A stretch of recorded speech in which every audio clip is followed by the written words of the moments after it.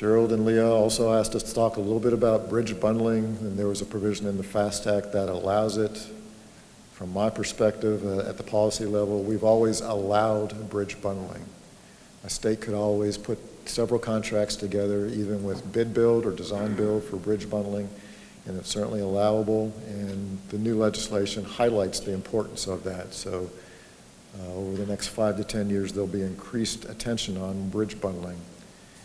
There have been many examples out there, some of them design build projects.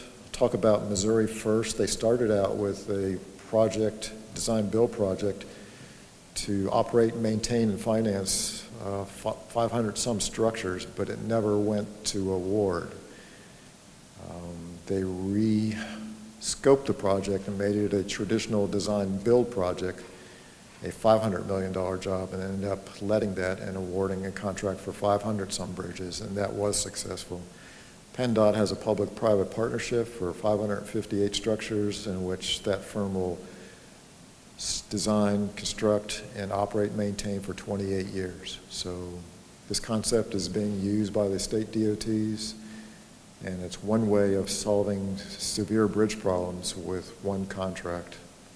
Huge risks and responsibilities if you're the developer with those contracts, but it is an innovative way of solving bridge program problems with smaller contracts, or larger contracts with many bridges.